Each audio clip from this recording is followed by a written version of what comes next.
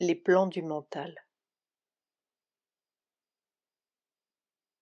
Avant d'atteindre le plan supramental, qui est le commencement de l'hémisphère supérieur de l'existence, le chercheur traversera diverses couches mentales ou mondes que Sri Aurobindo a respectivement appelés, dans l'ordre ascendant, mental supérieur, mental illuminé, mental intuitif et surmental, à ne pas confondre avec le supramental. Naturellement, nous pouvons employer d'autres termes s'il nous plaît, mais ces 4 zones correspondent à des faits d'expérience bien distincts, vérifiables par tous ceux qui ont la capacité d'entreprendre consciemment l'ascension. Théoriquement, ces 4 zones de conscience font partie du supraconscient. Nous disons théoriquement parce qu'il est bien évident que la ligne supraconsciente variera suivant les individus. Pour certains, le mental supérieur ou même le mental illuminé n'est pas supraconscient du tout. Il fait partie de leur conscience normale de veille, tandis que pour d'autres, la simple raison résonante est un stade encore lointain du développement intérieur. Autrement dit, la ligne supraconsciente tend à reculer à mesure que notre évolution progresse. Si le subconscient est notre passé évolutif, le supraconscient est notre avenir évolutif. C'est un supraconscient qui devient peu à peu notre conscience normale de veille. Nous ne dirons pas ici ce que sont en soi, indépendamment de l'homme, ces plans supérieurs de conscience. Chacun d'eux est un monde d'existence, plus vaste et plus actif que la Terre, et notre langage mental est mal adapté à les dépeindre. Il faudrait une langue de visionnaires et de poètes. Une autre langue, disait Rimbaud. C'est ce que Sri Aurobindo a fait dans Savitri, son épopée poétique à laquelle nous renvoyons le lecteur. Monde après monde d'extase et de couleurs, millions de lotus que berce une tige unique, ils montent vers une haute épiphanie secrète. Mais nous pouvons dire ce que ces plans apportent à l'homme et comment ils changent notre vision du monde lorsqu'on s'y élève.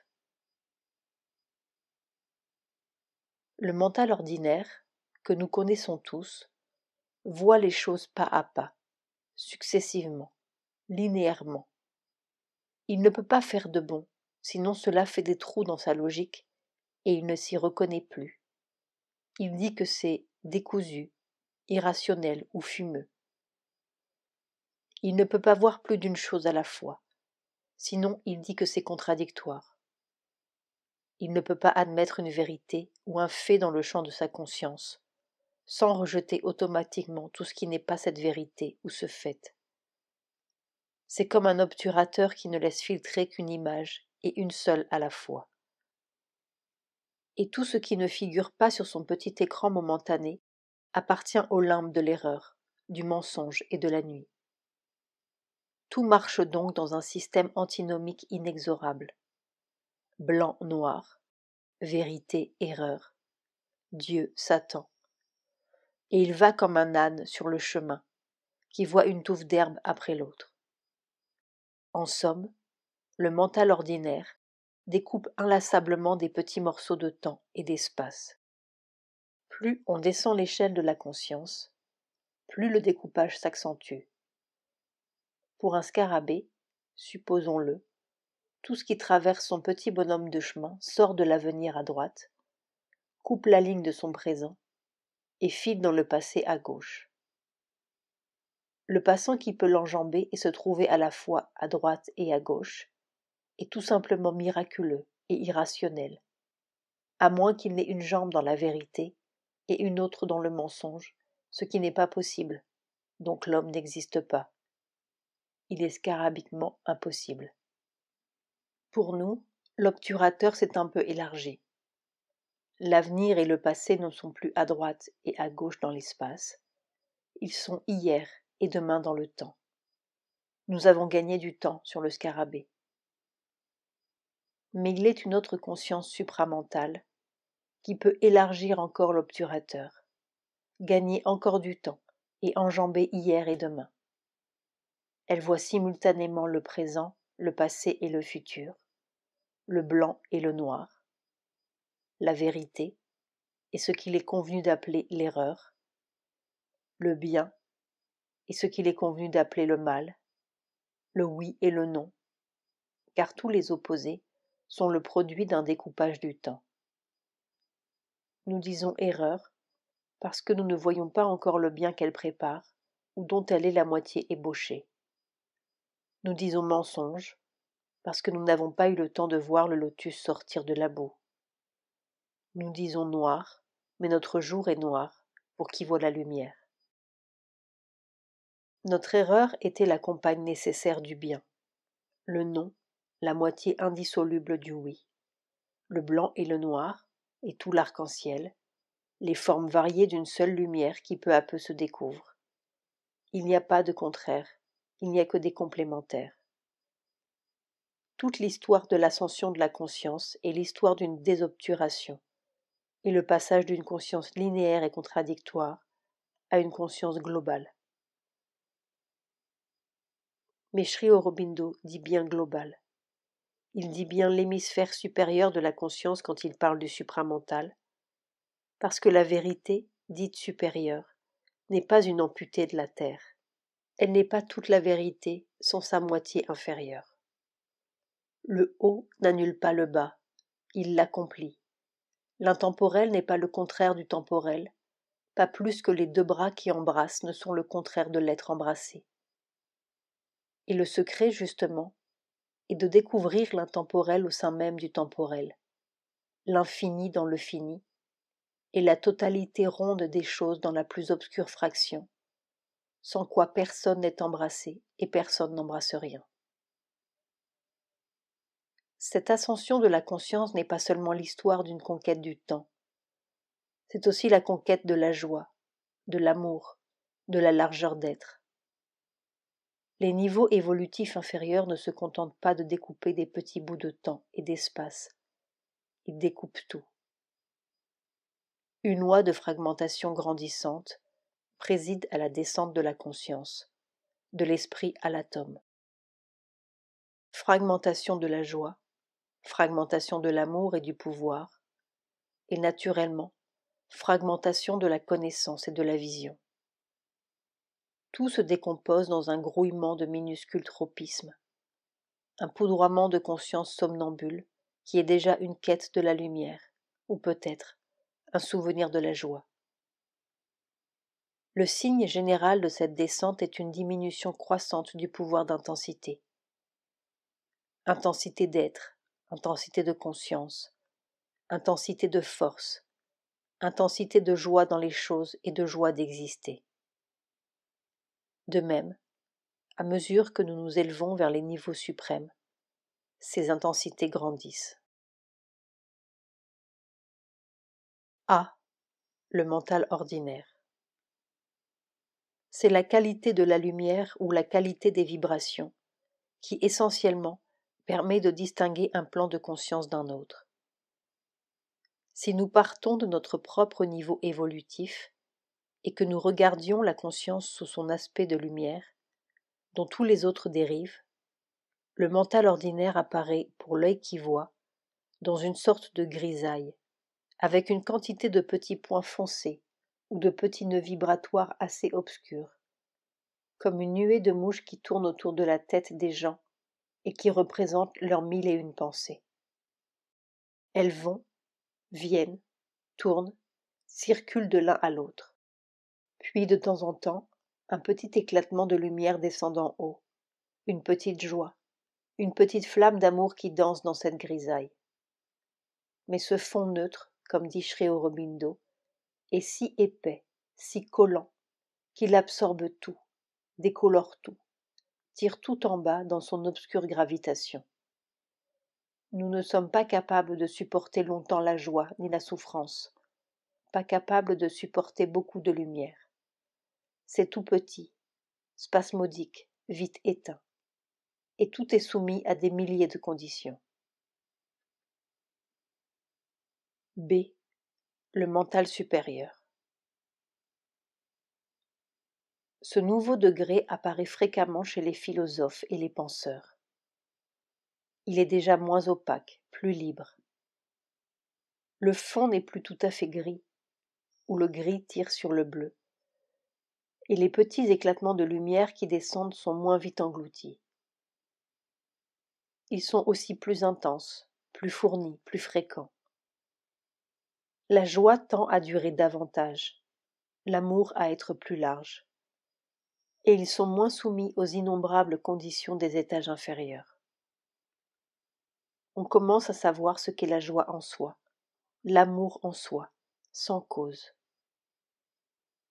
Mais c'est encore une lumière froide, un peu dure. C'est encore une substance mentale lourde qui attrape la lumière d'en haut et la fond dans sa propre substance, la recouvre d'une couche pensante sans même s'en apercevoir, et ne comprend vraiment la lumière reçue qu'au bout du compte, quand elle a été diluée, logicisée et fragmentée en tant de pages, de mots ou d'idées. En outre, les pages ou les paragraphes du mental supérieur sont fondés sur un seul point de lumière, ou un petit nombre de points qu'il a saisis. C'est sa conclusion avant d'avoir commencé. Une petite goutte d'intuition précipitamment déglutie. Et il se donne beaucoup de mal pour éliminer en cours de route tout ce qui serait contraire à sa conclusion. Certes, il peut s'ouvrir à des plans plus élevés et recevoir des éclairs, mais ce n'est pas son altitude normale. Sa substance mentale est faite pour décomposer la lumière. Il commence à comprendre quand il a expliqué. C. Le mental illuminé. Le mental illuminé est d'une autre nature. À mesure que le mental supérieur accepte le silence, il accède à ce domaine, c'est-à-dire que sa substance se clarifie, et ce qui venait goutte à goutte arrive à flot.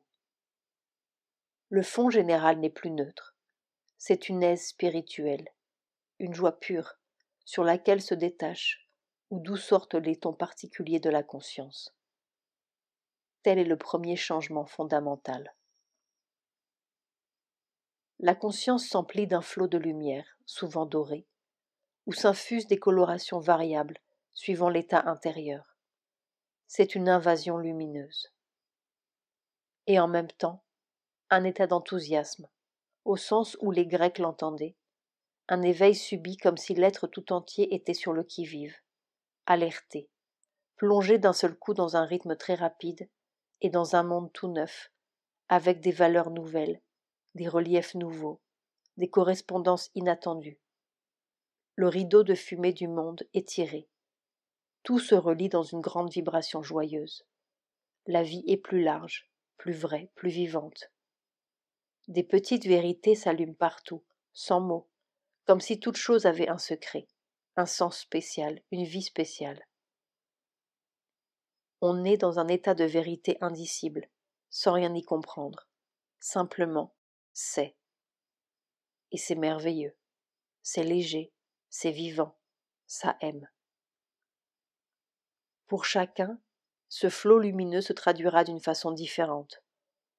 On a toujours trop vite fait de le mettre en forme au lieu de le laisser imprégner l'être tranquillement et faire son travail d'éclaircissement de la substance.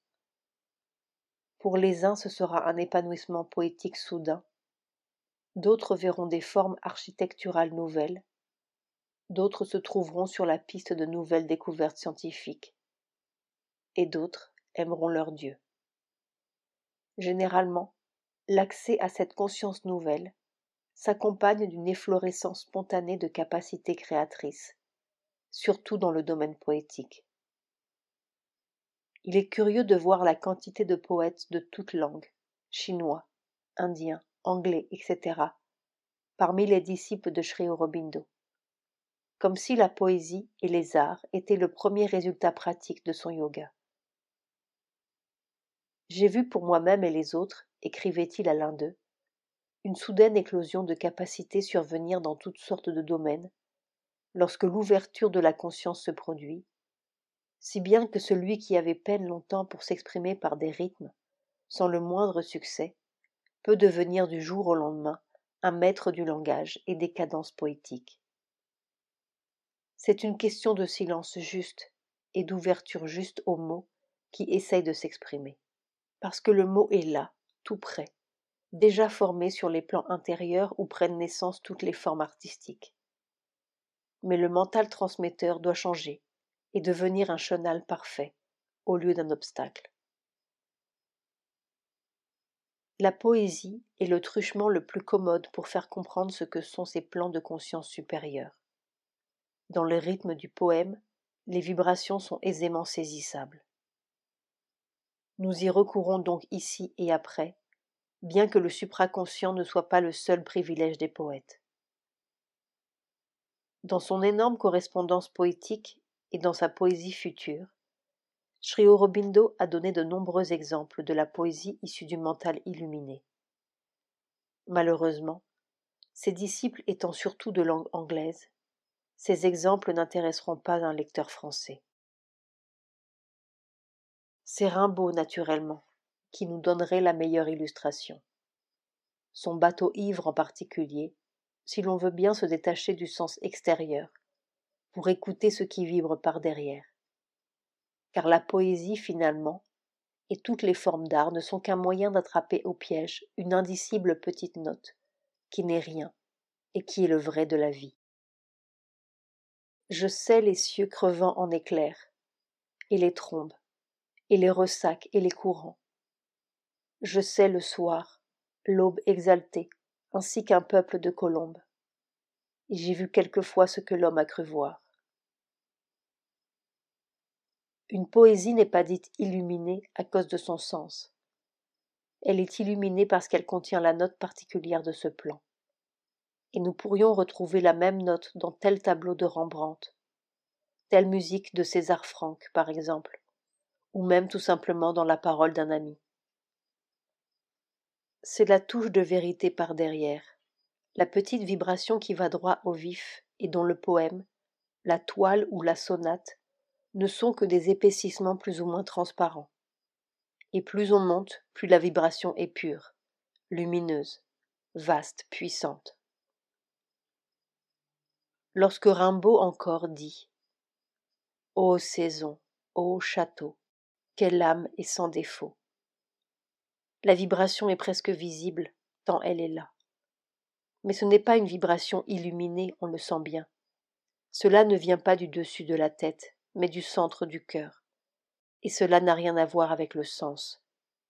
Les mots sont seulement le revêtement de cette chose qui vibre. Telle autre ligne de Mallarmé, par contre, vient tout droit du mental illuminé. Le transparent glacier des vols qui n'ont pas fui.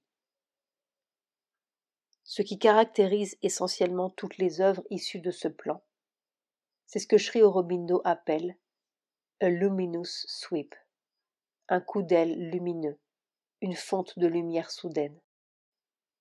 La vibration n'est pareille à nulle autre.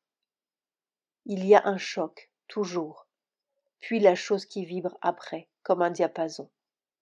Mais elle ne reste pas longtemps pure dans une œuvre, car le mouvement de l'œuvre suit celui de la conscience, qui est constamment à monter et descendre, à moins d'une discipline particulière pour la stabiliser. Le bateau ivre contient du mental illuminé, mais beaucoup de vital aussi, et du mental tout simple, et même un éclat de surmental, nous le verrons tout à l'heure. En même temps que sa beauté, nous découvrons les limites du mental illuminé. La poésie illuminée se traduit par un flot d'images et de mots révélateurs, parce que souvent la vision s'ouvre à ce stade, et l'on commence à entendre aussi. Presque une avalanche d'images, luxuriantes, parfois désordonnées, comme si la conscience avait du mal à contenir la vague lumineuse et ce surcroît d'intensité. Il y en a trop, elle déborde. L'enthousiasme se change facilement en exaltation, et si le reste de l'être n'a pas été suffisamment purifié, n'importe quelle partie inférieure peut se saisir de la lumière et de la force qui descendent pour l'utiliser à ses fins. C'est un écueil fréquent.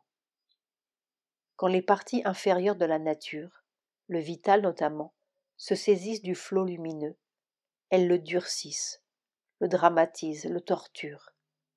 La puissance est encore là, mais durcie, alors que l'essence du mental illuminé est la joie. Nous pourrions mettre ici le nom de bien des poètes et des génies créateurs. Peut-être faut-il souligner qu'il y a une grande différence entre l'individu qui reçoit des inspirations ou des illuminations occasionnelles, souvent sujettes à caution, et celui qui a systématiquement développé sa conscience, degré après degré, si bien qu'il peut à volonté s'établir à tel ou tel niveau de conscience, y rester aussi longtemps qu'il le veut, et en recevoir sans déformation les inspirations ou les lumières correspondantes. C'est le travail du yoga intégral. En outre, la substance du mental illuminé n'est pas vraiment transparente, elle est seulement translucide. Sa lumière est diffuse, un peu comme si elle palpait partout la vérité sans la toucher vraiment. D'où les incohérences fréquentes, les vagues. C'est le commencement d'une naissance seulement. Avant d'accéder plus haut, il faut encore une purification, et surtout davantage de paix, d'équilibre, de silence. Plus on monte dans la conscience, plus il faut un équilibre de granit. D. Le mental intuitif. Le mental intuitif contraste avec le mental illuminé par sa claire transparence. Il est rapide, il court pieds nus de rocher en rocher. Il n'est plus entravé comme le mental supérieur par cette orthopédie pensante qui nous colle au sol, comme si la connaissance dépendait du volume pondéreux de nos réflexions. La connaissance est un éclair jailli du silence, et tout est là, pas plus haut ni plus profond vraiment, mais là, sous nos yeux, attendant seulement que nous soyons un peu clairs. Il ne s'agit pas tant de s'élever que de désobstruer. Les rizières de l'Inde au printemps s'étendent tranquilles et vertes dans l'odeur douce, à perte de vue sous un ciel lourd. Puis d'un seul coup, dans un cri, des milliers de perruches s'envolent. Et nous n'avions rien vu. Et tout est si rapide, fulgurant, terrible rapidité de la conscience qui s'éclaircit. Un point, un son, une goutte de lumière, et un monde éclatant, gorgé, et là contenu.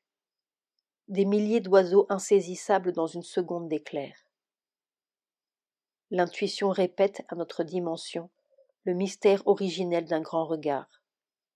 Un clin d'œil formidable qui a tout vu, tout connu, et qui joue à voir peu à peu, lentement, successivement, temporellement, d'une myriade de points de vue, ce qu'il avait embrassé seul dans une fraction d'éternité. Un éternel instant est la cause des années. Avec l'intuition vient une joie particulière, différente semble-t-il de la joie illuminée. Ce n'est plus un flot qui paraît envahir du dehors, c'est une sorte de reconnaissance, comme si nous étions deux toujours, un frère de lumière qui vit dans la lumière, et un frère d'ombre, nous-mêmes, qui vit en dessous et qui répète à tâtons, dans l'ombre, en se cognant partout, les gestes du frère de lumière, le mouvement, la connaissance, la grande aventure du frère de lumière. Mais c'est tout mesquin en dessous, rabougri, maladroit. Puis tout d'un coup, il y a coïncidence. On est un. On est un dans un point de lumière. Pour une fois, il n'y a plus de différence, et c'est la joie. Et quand nous serons un sur tous les points, ce sera la vie divine. Et ce point de coïncidence est la connaissance, qui peut se traduire d'une façon ou d'une autre suivant la préoccupation du moment, mais qui toujours, essentiellement, est un choc d'identité, une rencontre. On sait parce que l'on reconnaît. Sri Aurobindo disait que l'intuition est un souvenir de la vérité. Et l'on voit bien, vraiment, dans l'éclair intuitif, que la connaissance n'est pas une découverte de l'inconnu. On ne découvre que soi-même. Il n'y a rien d'autre à découvrir. Mais une lente reconnaissance dans le temps de cette seconde de lumière que nous avons tous vue. Qui n'a pas vu une fois? Qui n'a pas ce souvenir-là dans sa vie? Quelles que soient nos croyances ou nos incroyances, nos capacités ou nos incapacités, nos altitudes petites ou moins petites, il y a toujours un instant qui est notre instant. Il y a des vies qui n'ont duré qu'une seconde, et tout le reste est de l'oubli. Le langage de l'intuition se ramasse dans une formule concise, sans un mot de trop, par opposition au langage pléthorique du mental illuminé, qui lui aussi, pourtant, par son abondance même, apporte un rythme lumineux et une vérité aux contours moins précis, peut-être, mais plus chaude. Quand Plotin ramassait tout le cycle des efforts humains en 3 mots, un vol du seul au seul, il employait un langage hautement intuitif, de même les Upanishads. Mais cette vertu marque aussi les limites de l'intuition. Si gorgés de vie que soient nos éclairs, nos formules, ils ne peuvent pas contenir toute la vérité. Il faudrait une chaleur plus ample, celle-là même qu'apporte le mental illuminé, mais dans une haute transparence. Car le mental intuitif voit par éclair, point par point, mais pas l'ensemble. L'espace dévoilé par l'éclair est saisissant, irréfutable, mais ce n'est qu'un espace de vérité. En outre, le mental s'empare de l'intuition, et comme le remarque Sri-Aurobindo, il en tire à la fois trop et trop peu. Trop parce qu'il généralise indûment son intuition et voudrait étendre à tout l'espace sa découverte. Trop peu parce que, au lieu de laisser l'éclair faire tranquillement son travail d'illumination et de clarification de notre substance, il s'en saisit aussitôt, le recouvre d'une couche pensante, ou picturale, poétique, mathématique, religieuse, et ne comprend plus son éclair qu'à travers la forme intellectuelle, artistique ou religieuse qu'il a mise dessus. Il est très difficile de faire comprendre au mental qu'une révélation peut être toute puissante, formidable même, sans que l'on n'y comprenne rien, et surtout qu'elle est toute puissante tant que l'on ne l'a pas fait descendre de quelques degrés, diluée, fragmentée, pour soi-disant la comprendre. Si l'on pouvait rester tranquille avec cet éclair qui vibre, comme suspendu dans sa lumière, sans se jeter dessus pour le mettre en petits morceaux intellectuels, on s'apercevrait au bout de quelque temps que tout l'être a changé d'altitude et que l'on a une vision neuve au lieu d'une petite formule défunte. Quand on explique, les 3/4 du pouvoir transformateur se sont évaporés.